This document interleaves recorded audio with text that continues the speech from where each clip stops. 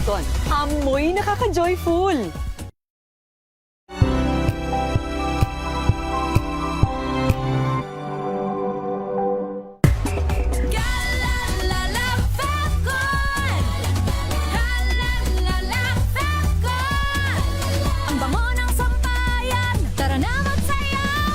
Fabcon, amoy nakaka-joyful.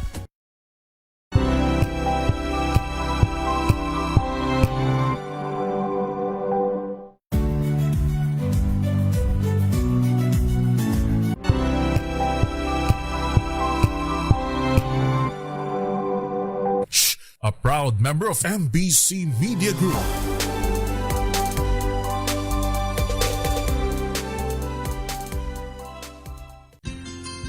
Mga karagdagang kaalaman kung paano malulunasan ng iba't ibang karamdaman. Tuloy po kayo sa programang Pangkalusugan. Lunas! Lunas! Lunas!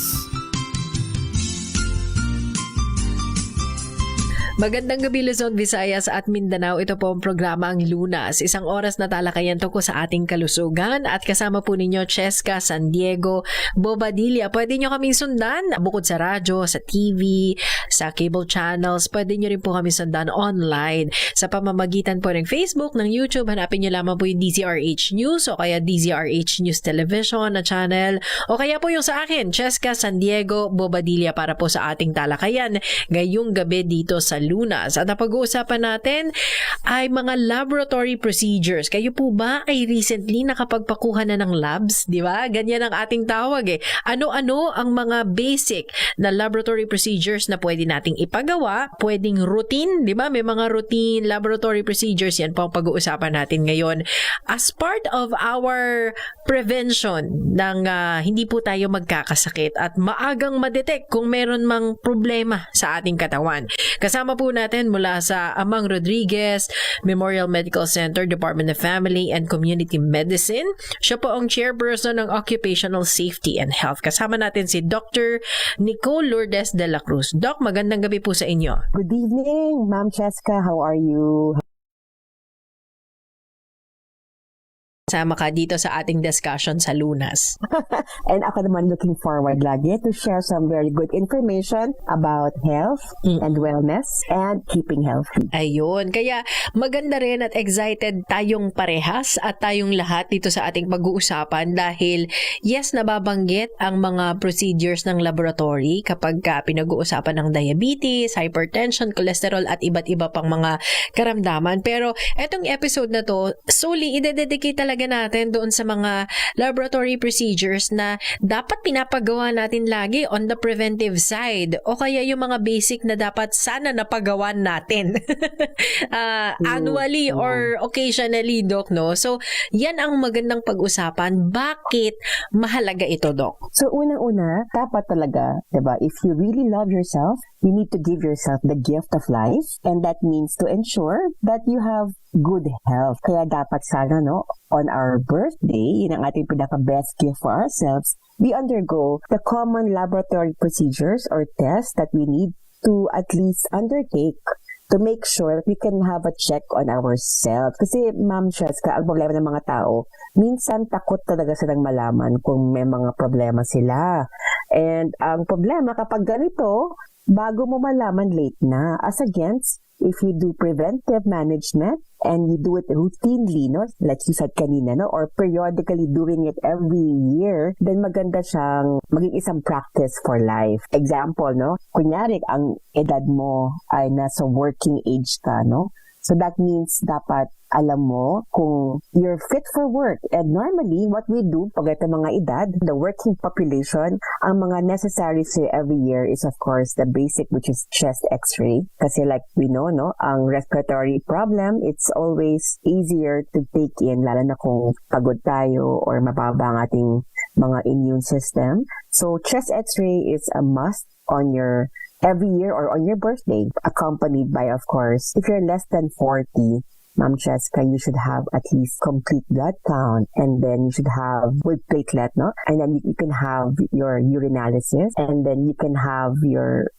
kung wala ka namang ibang sakit, wala ka pang hypertension, kahit yun lang, no, is enough to at least detect some parameters for observation. Ngayon, kapag lampas ka na sa 40 years old, bukod doon sa ating mga basic na chest x-ray, complete blood count with platelet, urinalysis, you also need to undergo na yung ating blood chemistry. That means kung above 40 ka na, we do na a check on your fasting blood sugar. We do a check on your cholesterol levels, triglyceride, or yung ating tinatawag na lipid profile. Of course, we do a check on our kidneys through the creatinine. We do a check on our liver to the SGPT. Pero syempre, hindi lang po magtatapos doon. Kasi ang ating mga diet ay sobra namang minsan ay healthy, kaya kailangan pinapacheck mo rin ang uric acid mo regularly. So, ito po yung mga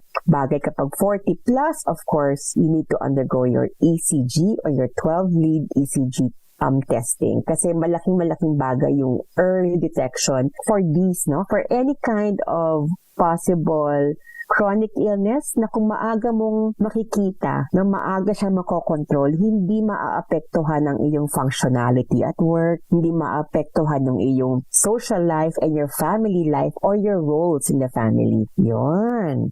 Pero Dok, nabanggit mo kanina yung mga pinagdadaanan na mga test ay pinapagawa yan kapag ikaw ay mag-a-apply ng trabaho, yung bagong aplikante ka o kaya ikaw ay mag-a-abroad. Pero marami yata sa mga Pilipino, sa mga kababayan natin, Dok, after that, wala na.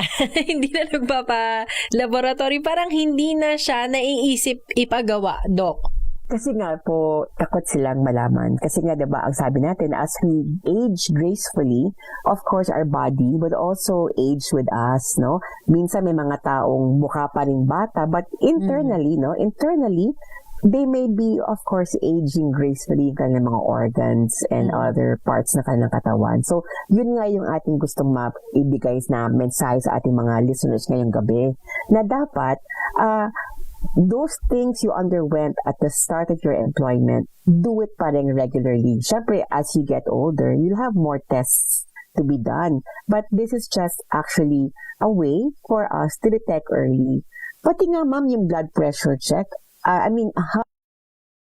na kung walang na-feel na headache or walang na-feel na kahit anong physical limitation dala ng pagkahilo or nasusuka dahil sa taas ng BP, no, they will not even have their blood pressure checked.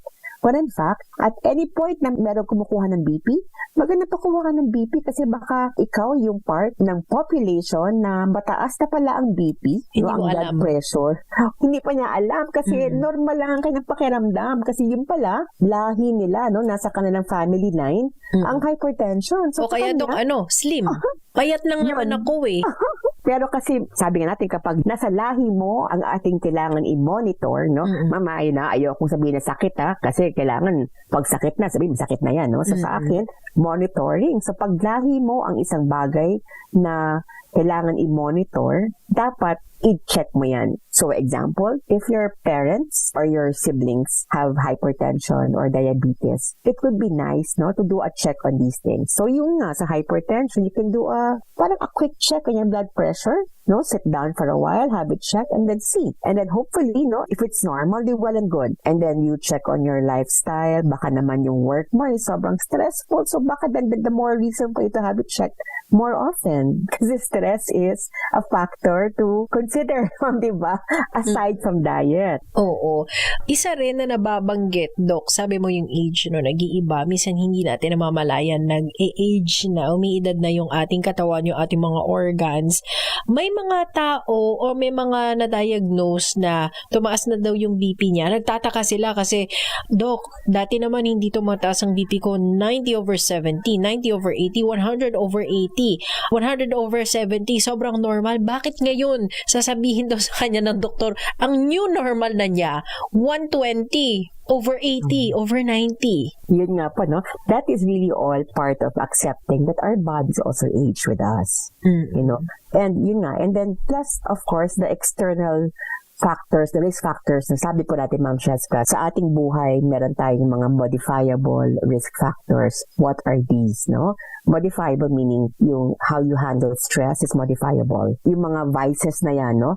Yung pag nag-start ka ng isang vice, pero you want to modify that risk, you can stop, no? Stop smoking, stop drinking, no? Or ano pa ba mga modifiable? Yung area mo where you live, baka naman hindi healthy siya. Example, you're living near a very smoky area or polluted area, you might have to transfer elsewhere, relocate, para yung asthma ay hindi nag-exacerbate. No? Ganun po, no? So, yung mga ganun ay modifiable risk factors. But then again, no, we have to accept talaga na there are the non-modifiable risk factors, which are, number one, genetic line, no? Your genes, no? Sadly, no, there's nothing that you can do about the genes part, but you can actually at least modify the way you choose your diet, the way you live your life, the way you make healthy choices, no? That's one. Second is age. With age po, there is no way you can modify that kasi talagang tatanda at tatanda talaga tayo, no? At ang ating katawan ay tumatanda, no? Kahit ilan pa yung collagen ang inumin mo at ilagay sa mukha mo, no? Talagang lalabas talaga yung aging. And kaya nga sabi natin, mas maganda ko ang isip mo ang nananatiling young and vibrant. Dahil ang katawan mo would really have to accept the fact that it will really change. Ganyan. Sagutin natin, Doc, siguro sa ating pagbabalik after ng commercial break. Baka ang maging thinking naman din, alam mo naman ng mga Pinoy pilosopo, Doc, talagang wala na talagang magagawa kasi iedad at iedad. So, hindi na sila, yun nga, hindi nagpapa-check up, hindi nag-iinom ng supplements, hindi nagme-maintenance medicine kahit pinayuhan na ng doktor, hindi na din nag-exercise kasi ang bagal na daw mag-build ng kanilang muscles at mag-tone ng kanilang body dahil sa edad. So, ano ang sagot ng isang medical doctor dyan sa mga iniisip natin tungkol sa ating age at sa ating kalusugan? Babalikan natin ang discussion kasama si Dr. Nicole de la Cruz, isa pong family medicine specialist. Babalik tayo dito sa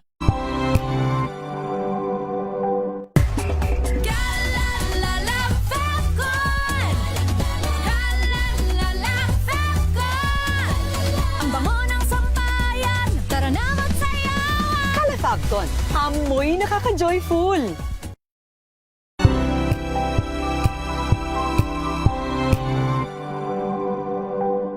Alamin ang mga maiinit na isyung pambayan, mga balitang kailangan mong malaman, usapin sa pamahalaan, politika, ekonomiya at kabuhayan. Ito ang mga dapat mong malaman, pakialaman at pag-uusapan dahil kayo ang tinig ng mamamayan dito sa Damdaming Bayan. Live sa DZRH Radio, DZRH TV at DZRH Digital. Kasama sina Lakay, Deo Macalma at Elaine Apit. Araw-araw, Lunes hanggang Biyernes. Damdaming Bayan.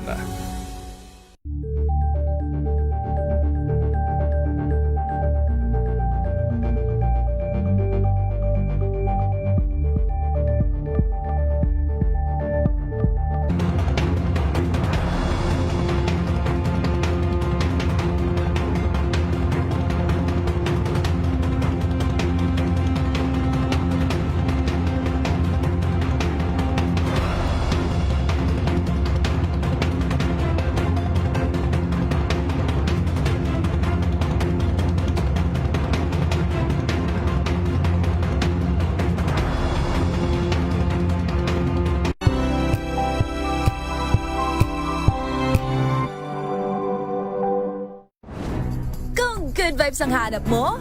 Dito ka na sa sigurado! Mula sa mga istoryang nagbibigay ng inspirasyon hanggang sa mga kwentong may dalang solusyon. Mga balitang pampagaan, pakiramdam at pampaganda ng araw. Hindi lang ba sa good news, kundi the better news.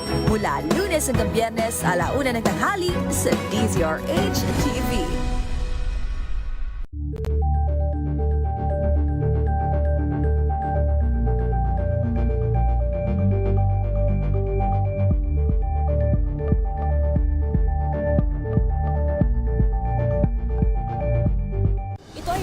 naitalang 17 individual na ang kanilang naaresto. Ng Metro Manila Development Authority o MMDA ang No Contact Apprehension Policy o NCAP sa Metro Manila. Sa ang ilang mga dokumento ay peke. Hindi rin legal ang employment na ipinangako sa kanila. Sa mata ng batas, mananagot ang sangkot at may sala. Dahil sa bawat paglabag, may karampatang parusa. Alamin ang mga pananagutan sa likod ng mga bawal. Dito sa Hoy! Bawal Yan! Tuwing Sabado, alas 11:30 ng umaga. Dito lang sa DZRH TV.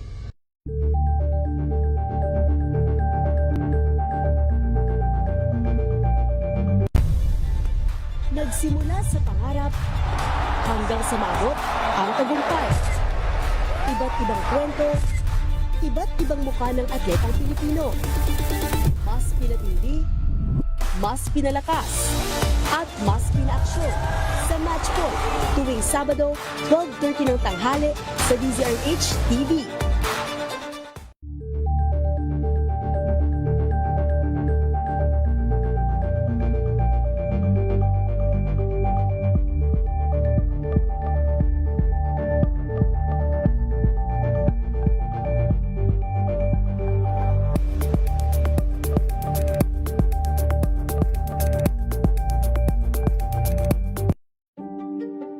Buklatin ang mga pahina.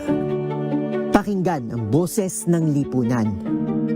Tunghayan ang mga issue mula sa ibang katayuan. Nakakalungkot kasi deserve ba namin ng ganito? Na hindi nila alam kung ano talaga yung kanilang mga karapatan.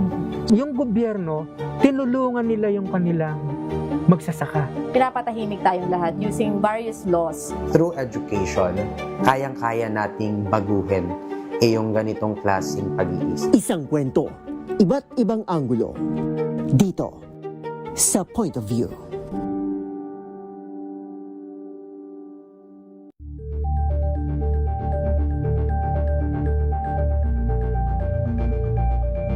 Tumunog na ang gandingan para sa kalikasan.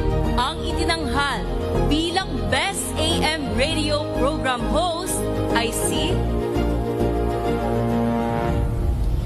Cesar Chavez para sa special on Saturday ng DZRH.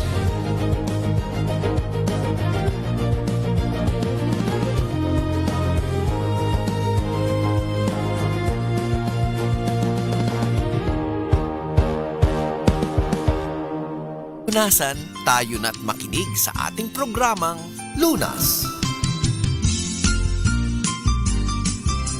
Balik tayo sa ikalawang bahagi na ng ating talakayan sa programang Lunas. Katuwang po natin ang Amang Rodriguez Memorial Medical Center at ang kanilang family medicine specialist, si Dr. Nicole De La Cruz. Pinag-uusapan natin yung pag-edad, pinag-uusapan natin yung mga laboratory test na sabi nga ni Doc, dapat napapagawa natin on a yearly basis tuwing birthday natin para hindi natin makalimutan. Pero sinabi din ni Doc na minsan kahit anong gawin natin talaga mag-iedad kahit anong tago, Doc, no?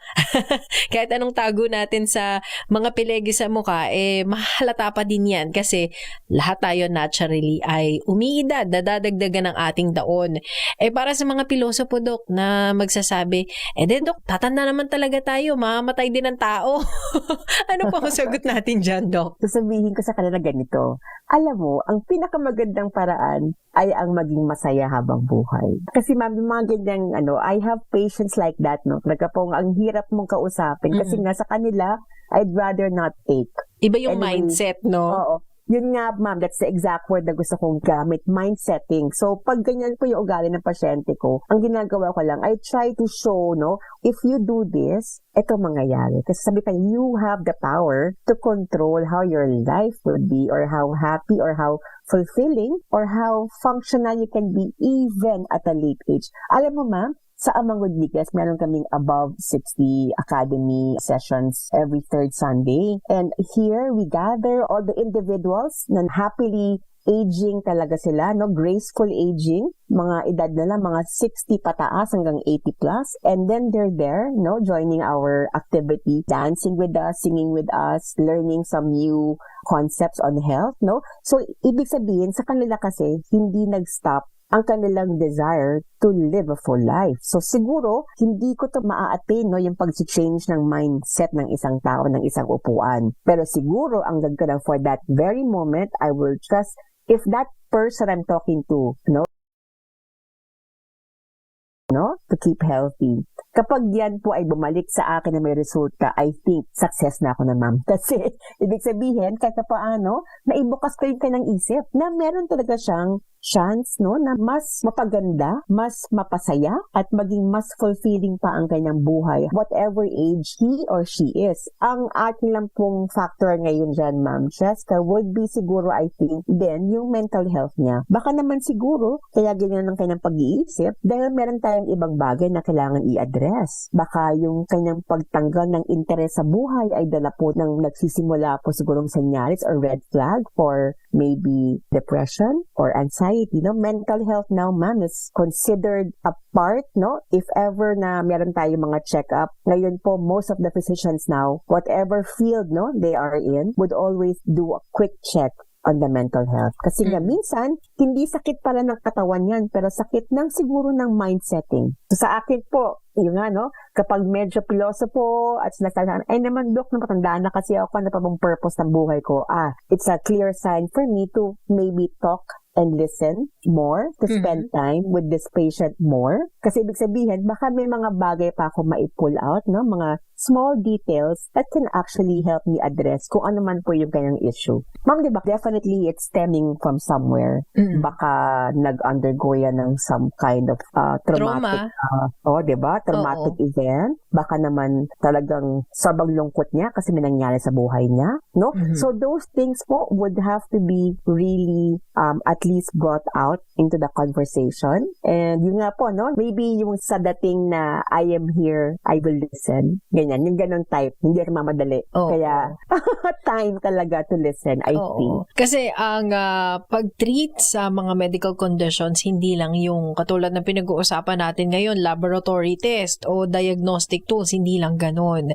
May mga prosesong pagdadaanan, may mga interview, may, di ba, therapy yung iba, Dok, ang kailangan, hindi gamot, therapy ang kailangan nila. Or, minsan, ma'am, just someone to listen and someone to talk to. Kasi sabi nga natin, when a person talks about whatever concern meron siya at that moment, yung pag-talk niya, na ilalabas niya po sa kanyang quote-unquote lamesa ang lahat ng issues niya. Tapos siya bahala kung ano yung kaya niyang i-address. Yung hindi niya kayang i-address, edi pa rin bukas na lang or maybe later. Pero ang importante kasi ngayon is at least know, number one, na may concern talaga. And number two, that I can do something about it if I just say something about it. So, hindi ba, Dok, lahat ng nararamdaman, halimbawa, Dok, lagi ako nahihilo, Dok, lagi ako nalalata, so may mga sintomas siyang sinasabi, kumakabog ang dibdib ko, or hindi ako nakakatulog, feeling ko high blood ako.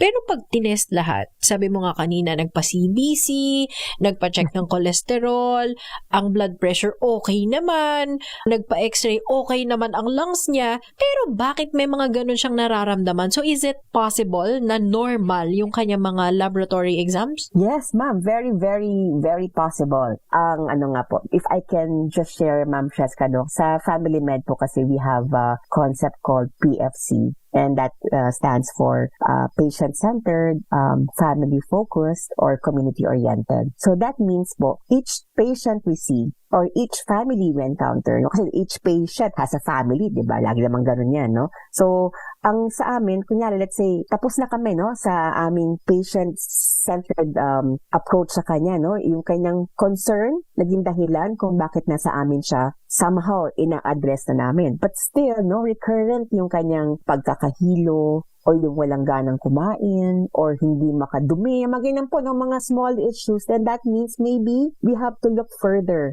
beyond that, and maybe try to see if we can get some information about family. Baka ang family dynamics nila ay hindi healthy, causing some degree of stress, or maybe the family is relocating or changing often ang kanilang place of that they call their home. So, pag ganun din kasi, it can affect, syempre yung how they will accept yung yung change ba? Kasi change can be difficult sometimes for some people. So, kunyari, let's say, nakita mo na ito yung tapos nakapag na okay na po. ina-address natin yung mga concern. Pero paulit-ulit pa rin, so we'll try to see about the family. Maybe may issues, merong dysfunction somewhere.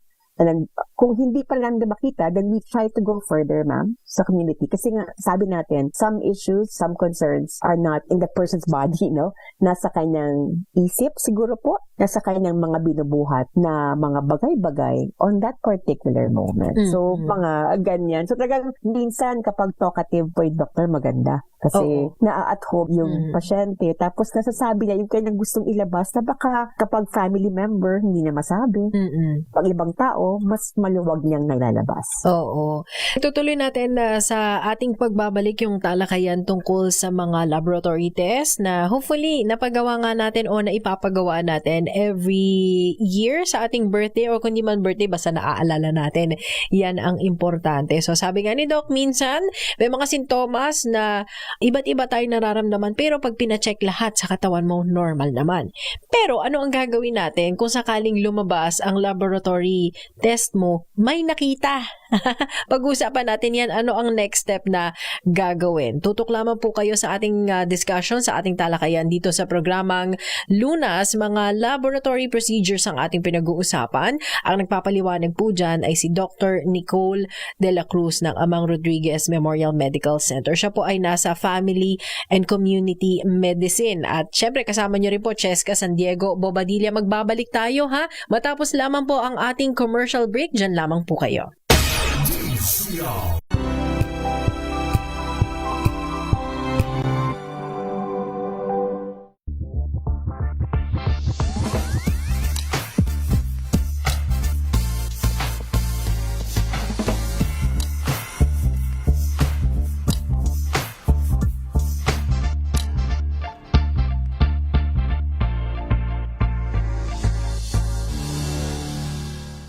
For me po, sobra po kasi marami po siyang nadulot sa life ko ngayon. Katulad po niya, nagkaroon po ako ng opportunity na makapasok sa national team na hindi ko naman po inakala nung bata. Madami po siyang natulong din sa buhay ko. I don't want to say pressure, pero siyempre meron tayong parang challenge na siyempre you're not just coaching a club, you're not just coaching a school, but it's already the country's best juniors, yun yung ililid mo.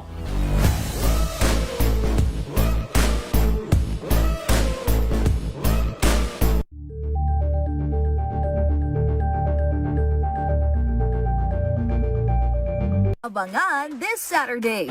Rewind tayo sa special screening ng short film for a cause na pinag-ibidahan nila Miss Grand International Queens Emma Mary Tiglao and Gotcha Bell. Don't worry, you will eat lechon. Lechon. And secret. Yang. You will spill again? What's that? Balikan din natin ang electrifying performance ng K-pop group X-Love sa Pinas. That's my best ass. That's your ass. I done did some this day the hell up on my best ass.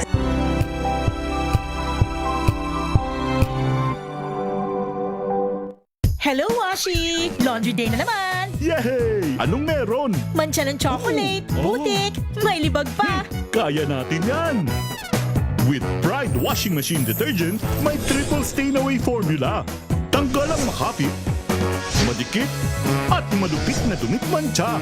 Kaya easy-easy ang labada. Mula noon hanggang ngayon. All you need is pride. All you need is pride. ACS. May nagbago.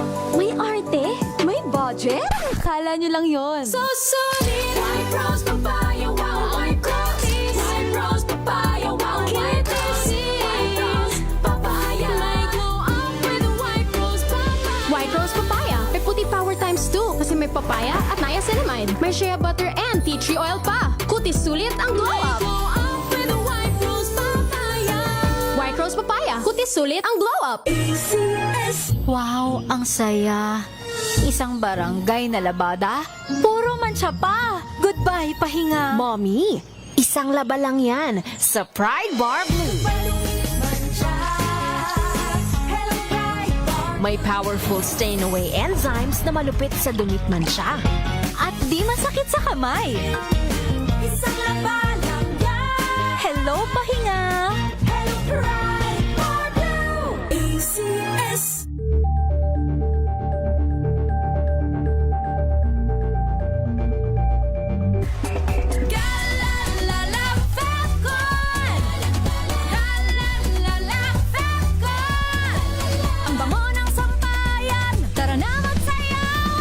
Fabcon, amoy nakaka-joyful. Tinesting, sinuri, siniyasan. Ang resulta? Super effective ang Shield sa pagpatay ng bakterya at virus. Shield Antibacterial Soap. Believe ang mga eksperto sa Philippine Nurses Association. At si Mami. Tiwala ako sa Shield. Shield Antibacterial Soap. Napatunayang mabisa. Ang mga nurse, tiwala. ACS.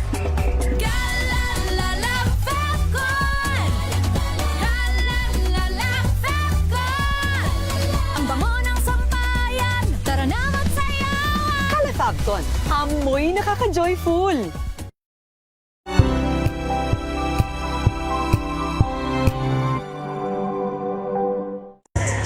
At kilig vibes natin ng Thigel Stars DK Nurse sa Pinoy Chowders.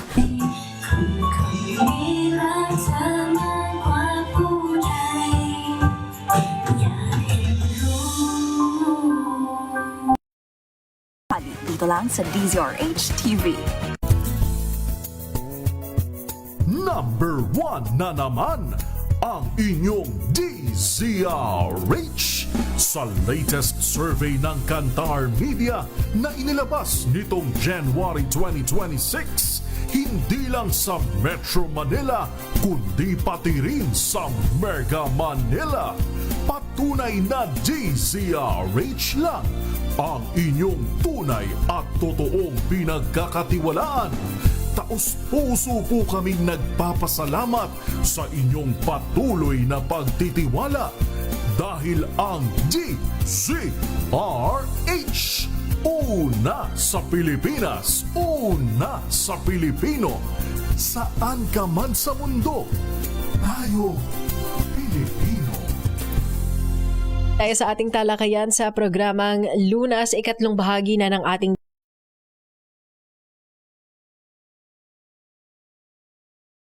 kaliwanagan din sa ating isip kung bakit ba ang dami daw binigay ng doktor na ipalaboratory niya, Dok, no? Ito'y kailangan ipagawa at baka doon nila makita yung sanhi ng mga sintomas na ating nararamdaman. So, kanina, Dok, bago mag-commercial break, ang pinag-usapan natin may mga sintomas na syempre hahanapin talaga ng doktor kung saan nagmumula yan. Pero sa mga laboratory test, normal naman na lumalabas yung mga resulta. Walang problema. Pero Dok, ano ang gagawin ng isang pasyente? Halimbawa, may resultang hindi maganda. As basic as simulan natin sa blood test. Dok, ano yung mga nakukuha sa dugo? Complete blood count? Ano yung mga nandoon, Dok? Okay. So yun na nga, ma'am. No? Yun na nga yung dahilan kung bakit ang mga tao ayaw na ayaw magpagawa ng mga ating mga periodic tests or takot sa annual. resulta, Dok. Takot na takot talaga, ma'am. Yung iba nga, Dok, takot sa karayom pa lang takot na raw sila. Sa resulta pa ba? Yun, ma'am. Tapos kasi, ma'am, ang resulta, ibig sabihin, may next step pa yan. Okay. So, kunwari, let's say, pag nabasta pa yung mga result, definitely po, hindi manatapos doon ang kanilang usapan ng kanyang chosen attending physician or maybe attending health provider. It can be a nurse or anybody po, a medtech, no? Of course, only a doctor can prescribe, pero a health provider can be a very good parang advisor din, no? Para at least hindi masyadong nakakatakot. Kasi minsan ang doktor nakakatakot, no? Pag check up kagad, ganyan, no? Baka may bago na itong gastusin, no? Yun ang mga bagay, kaya ayaw na magkasakit eh. Baka magastos, baka babalik-balik ako, paano trabaho ko, I'll be absent again, mga ganyan, no? So, sabi ko nga, ma'am, no? Yung unang issue, so paano kung may resulta? So kung merong resulta na hindi maganda, yes, the next step is investigate further. Okay, kapag kasi complete blood count po, ang pwede makuha dyan, no, kung mababa ba ang iyong hemoglobin, no, or ang iyong hematocrit, which are responsible for at least carrying your oxygenated blood to your organs and back, no, mga ganyan, no.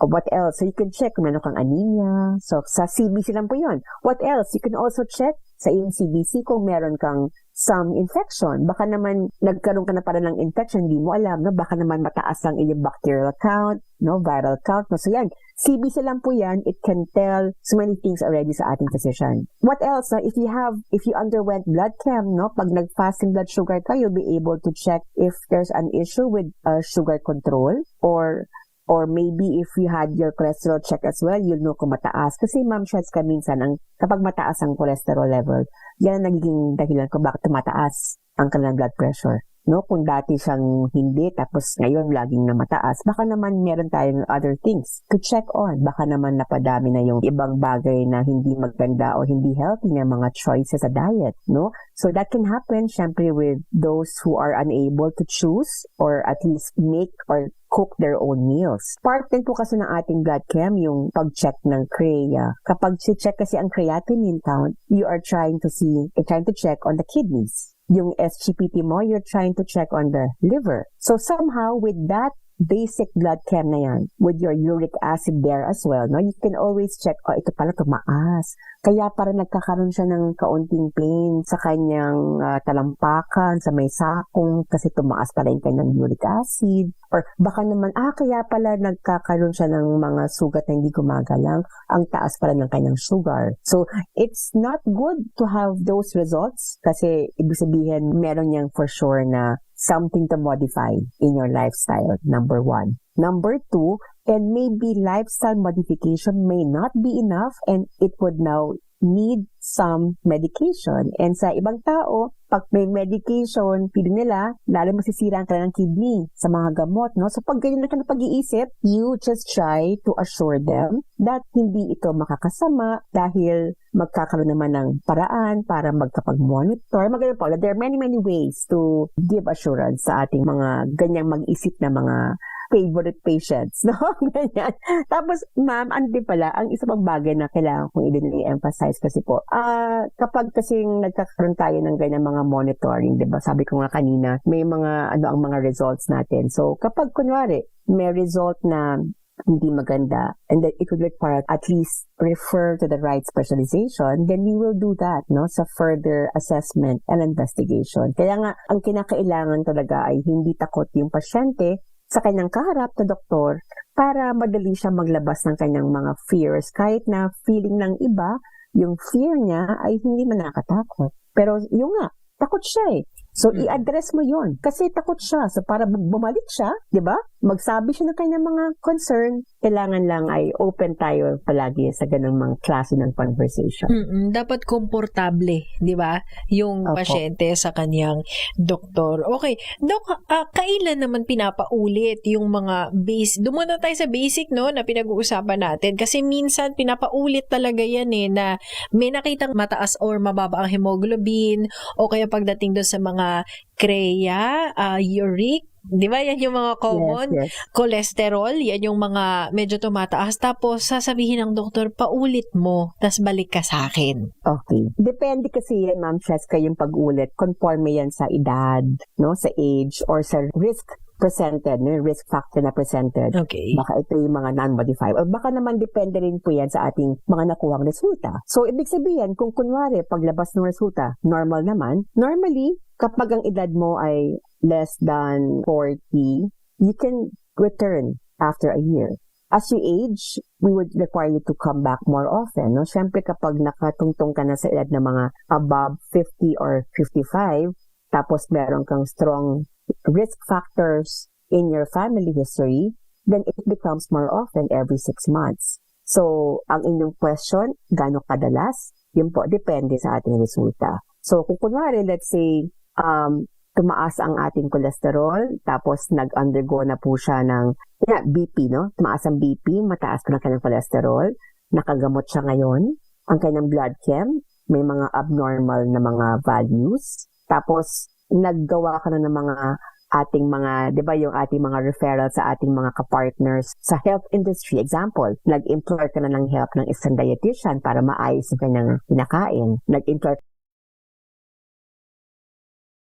kailangan talaga ng some degree of movement and exercise, hindi ka ng advice galing sa iyong rehab medicine physician. So, after all the team is already in place, tapos labs lang ang ating usapan, usually, Ma'am Cheska, we repeat this after 6 months, no? Depending, again, on the presenting risk factor. Kung naman, simple lang naman siya, it's nothing too alarming, then 6 months is a good time to repeat it. Oh. Just to at least, ma'am, no? At Be least, sure. Yes, be sure, and at least then to be happy. Kasi baka naman dahil naging maganda ang kanyang pag-comply, o di umayos. So, sasaya siya ngayon. Okay, sige. Sa ating pagbabalik pag-uusapan natin, gaano ka-valid yung sinasabi naman ng pasyente? Hindi na doktora, ito naririnig ko sa mga pasyente, babalik na lang ako kay doc kasi kaya ganyan yung resulta ko kasi daming may birthday nitong nakaraan, napakain ako, tsaka normally yun, kaya nag-manifest daw sa kanilang laboratory. O kaya ang naririnig ko naman, saka na ako na magpapalaboratory kasi nagkakain ako nitong nakaraan at tsaka, pangit ang pag-aalaga sa sarili, saka na lang pag okay na. Yun ang pag-uusapan ho natin sa ating pagbabalik, paano yan susolusyonan. At tsaka may may katotohanan ba doon sa reasoning?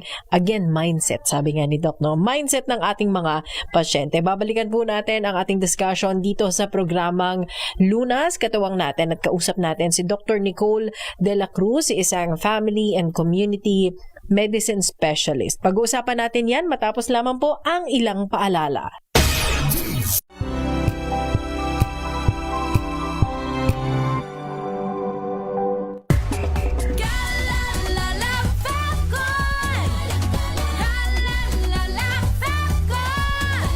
Ang bango ng sampayan, tara na magsayawan! Calafabcon, amoy nakaka-joyful.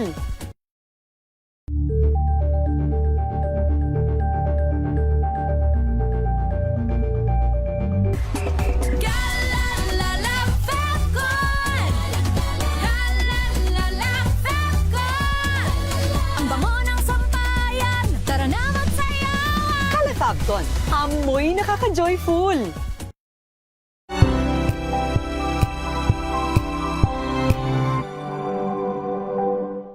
We've got you covered.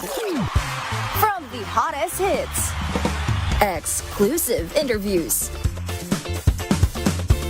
kilig to the bones fan meet experience, and hataw performances of your favorite stars. Saturdays, 12 noon, dito lang sa DZRH TV.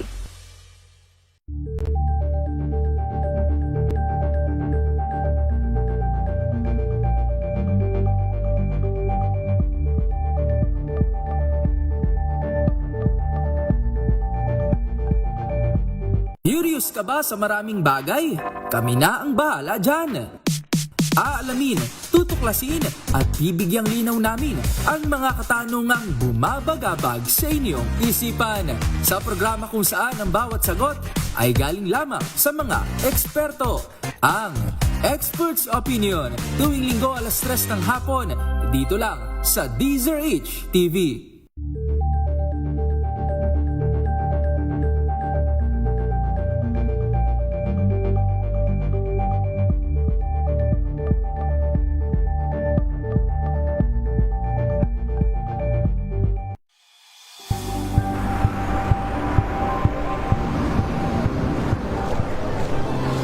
Mga eksperto dito lang sa Expert Opinion. Ito ang The Better News. TNVS. Trending and sa kwento, ibang anggulo. Dito sa Point Bawat. Dito lang sa DZRH, match of entertainment and lifestyle. Ito ang MBC TV Network News. Una sa Pilipinas, una sa Pilipino.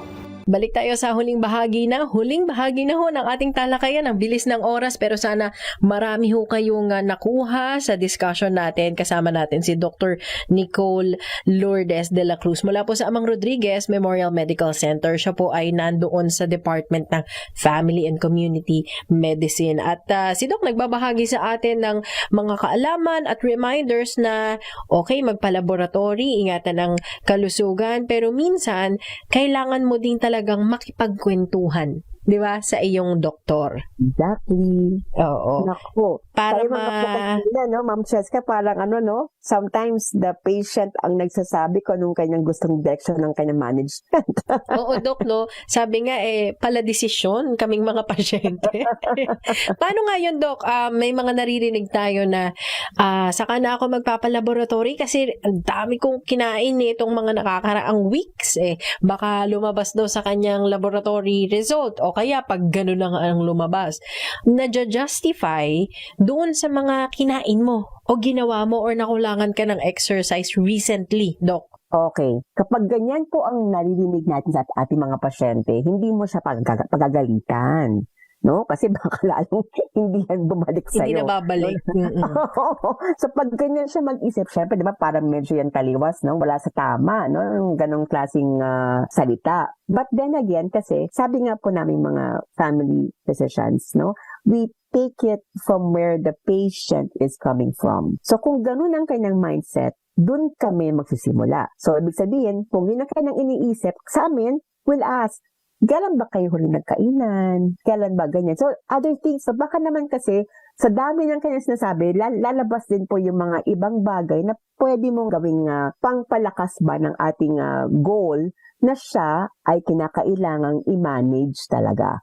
Kasi 'di ba ang iniisip niya, kaya mataas yung ganyan ko, yung asukal ko, mataas ang aking cholesterol kasi nga nag-party kami itong linggong to, itong last week panay kami meeting kung saan-saan kami pumupunta. So, pag ganun po, sige, you take it, no? You just take it in, just listen, and then we will ask other things already about what happened to him. And then, in the process, Ma'am Cheska, we will try to re-educate. No? Pag nag-re-educate tayo, minsan ito na yung puntong kami ay nagiging very cautious when we re-educate kasi gusto natin na hindi mukhang teacher yung ating conversation, but rather gusto natin na habang nagtuturo ka ng tama, no, na ilalabas din niya yung kanyang maling nalalaman. So, hindi naman sa kino-correct mo siya, pero kasi kapag ang approach natin ay meron siyang time na magsabi ng kanyang iniisip, tapos you try to suggest yung tama, and then mag-talk siya. So, parang lumalabas, di ba, minsan galing sa kanya yung mga bagay din na gusto niyang dapat niyang ginagawa.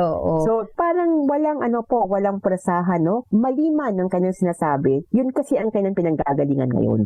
So, baka naman talaga gano'n ang kanyang problema kasi gano'n lahat ang kanyang buong pamilya mag-isip, no? So, that means it's a bigger problem. Kasi how can you correct one person if the whole family is also not able to correct their own habits? So, yun, ma'am. So, pag ganyan po, we will not argue, we will not scold, no? Walang takutan, no? Ganyan. Pero, ilalabas namin talaga yung kung saan siya nanggagaling. Kasi nga, may pinanggagalingan somewhere yan. And that is where we have to start. Oo. Naaalala ko, Doc, yung aking mother-in-law, si Nanay Josie. Hello, Nanay. At ang biro niya kasi, Doc, nung pinapabalik siya ng Dr. Halimbawa, ngayon ay September. Pinapabalik siya ng September. Sabi niya, after Christmas na ako babalik kay Doc. Sabi niya gano'n. Pero kasundo niya itong Doc na to, biro niya lang ito. Sabi niya, after New Year na ako babalik kay Doc, para isang pagalit na lang. Para isang pagalit na lang sa akin si Doc. Pero yung ganong mindset, Doc, no? Kumbaga, nakahanap na rin siya finally kasi ng isang doktor na yung magiliw sa kanya, komportable siya at hindi siya nag-aalangan na pumunta kasi daw may mga doktor na, siguro kahit sino naman sa atin makaka-relate na ayaw mo doon sa doktor na yun kasi maraming ibabawal. Di ba, Doc? Sa approach na, di ba yun, kapag kunwari, let's say, yung mga binabawal mo ay hindi na naman sobrang lahat bawal kasi na, baka hindi niya kaya, Doc, yes, diba? So, kailangan pag-usapan, yun tama yun, ano nga bang kaya niyang gawin? So, kung hindi niya kayang gawin, how can we modify this para hindi kasing sama, yun ang naging effect sa kanya. Kasi, ma'am, a change po sa behavior is the most difficult thing to achieve talaga. Kasi a behavior is a person's own choice and own thinking. Talagang hindi mo yan mapabali unless maniwala talaga siya na yung what you're saying ay ang tama. Actually, ma'am, pala bago ka lang po makalimutan po, ang din po kasi ang malimit din pala pong dahilan kung bakit ang mga tao ayaw papacheck up kasi nga sa kanila dahil may work sila. Busy sila na ang time ng outpatient ay hanggang 4 lang ang trabaho ko hanggang 5, no? So ayoko na itong ipa-check up kasi kahit mataas na aking BP, saka na lang kasi close na yung deadline ano. pa ako eh. Ito po. Pero ma'am, ngayon po, para lang po ma-share ko lang po, ngayon po, meron na po tayo kasing tinatawag na bukas. Yung bukas po is actually bagong urgent care ambulatory service. This is in all hospitals po na DOH. And they're normally po open at night because ang goal po nito is to at least accommodate all those people na mga nanay na nagkakatid ng mga anak sa araw, so sa gabi, saka sila may time for themselves. Or mga the working population na busy sa araw, sa gabi, mas may panahon for themselves. So, ganun po yung ano. So, through that, we'll be able to at least address or at least detect early mga issues sa health na pwede namang maaga mong makontrol or ma-prevent. At saka Doc, after pandemic, ang mga tao nagkaroon na din ng option ng online consultation, di ba Doc? Kung hindi sila personal na makakapunta. Isa pa yan. So, parang naging, I think mang bahagi din po yan ng universal healthcare kasi nga, you want to make health accessible for all. And that is one way. Kasi nga at least it's going to fit in whatever they're doing in their daily lives. Oo. Kaya minsan kahit nasa abroad ang iyong doktor, makakausap mo pa rin ngayon eh. Unlike before na talagang antayin mo siyang makabalik, Doc, no? Tapos you also had at least yung mga ways to send the reseta, the prescription, kahit nas malayo. Yeah. Oo. At tumatanggap na ang mga pharmacy, mga drugstore ng digital copy, Doc, di ba? Yes po. Basta po ito ay I think na nasa tamang format or may QR code na kanyang sarili. Ayan. So, nagsisimula ho talaga dun sa ating willingness na magpa-konsulta, willingness na mag-undergo ng mga laboratory tests para may reference yung ating mga doktor kung paano tayo tutulungan. True. Very, very true po. Mensahe, Doc, bago tayo magpaalam at bago tayo matapos, ano pong mensahe natin sa mga hindi pa nakakapagpa-laboratory ulit? Okay. Ang aking mensahe po, ang importante ho sa pagiging isang healthy and happy person ay ang at least empowerment on your own health decision. So, ang aking pong pinaka take-home say na message is balance. You know, if you work hard, at least balance it with the right amount of care for yourself. And the only way to do this, yung care mo sa sarili mo is to give yourself time to undergo basic laboratory test at least once every year. Ayun. Ito yun ang tanging way, ma'am, no? The only way that you can always detect early or prevent any health concerns. Ayan. At kung budget constraints naman, may mga dyan, affordable at saka yung mga laboratory diagnostic, diagnostic centers, may mga packages na pala yan, Doc, no? Yes, ma'am. Yung yung PhilHealth has yakap ngayon po, If you're a PhilHealth member, you can actually have this basic test done for free. Okay. Yes po, in your chosen health facility. So you just have to go there, indicate na you'd like to be under this facility for this year. Mm-hmm. And you can have X-ray, FBS, check ng cholesterol for free, no? Mga ito, basic lab test na hindi mo na kailangan magkaroon ng money out, no? Wala nang financial burden on your family or yourself kasi nga libre. Basta PhilHealth member ka. Sa mga ospital din yan, Doc? Yes, ma'am. Usually po lahat po ng government. Meron po, basta you just have to ask kung meron siyang yakap or PhilHealth yakap program. But now po, usually po ngayon lahat ng under DOH po na ospital ay meron pong PhilHealth yakap program. Okay. So, muli, Doc, maraming salamat at na-remind kami, na-encourage kami na huwag isantabi ito at huwag babaliwalain na hindi kami makapagpa-laboratory exam on a regular basis, Doc. Maraming salamat po. Thank you. Until next time. Ayan, nakasama po natin at laging nagpapaunlak sa atin dito sa DZRH, programang Luna, si Dr. Nicole Lourdes de la Cruz mula po sa Amang Rodriguez Memorial Medical Center. Nakasama natin siya at siya po ay kabahagi ng Department ng Family Medicine at siya po ay nagbibigay sa atin ng mga kaalaman paano ba ingatan yung ating kalusugan. Siya po ay chair ng Department of Family and Community Medicine at ng Occupational Safety and Health ng nasabing ospital. So once again, Doc, maraming salamat hanggang sa uulitin. Thank you, Ma'am Cheska. Bye-bye. Bye-bye. Ingat po, Doc. Thank you. Thank you. Yan na po muna ang kabuuan ng ating talakayan sa programang Lunas. Nakasama po natin ang Amang Rodriguez Memorial Medical Center. Nakasama nyo rin ngayong gabi Cheska San Diego Bobadilla at susunod na po ang programang Lunas Extension kasama naman si Faith Salavier Clamor. Mga kalunas, tandaan, bawat karamdaman ay kayang lunasan. At para madagdagan pa ang kaalaman, manatili pa ring nakikinig dahil ang Lunas may extension na sa ilang saglit. Lunas Extension.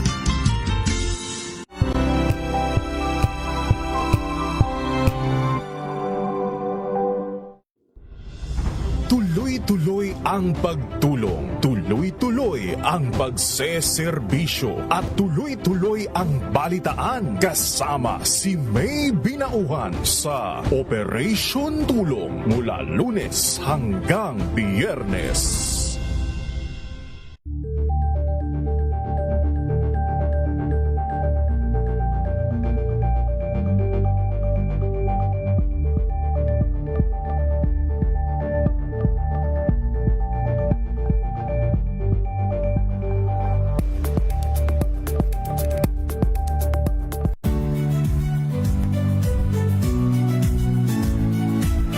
Magandang araw mga kaibigan. Ito po ang inyong balerina ng bayan, si Lisa Makuhay Lizalde, na nag-aanyaya sa inyong samahan kami at ang aming mga espesyal na panauhin para sa kalahating oras ng masayang kwentuhan sa aming programang Art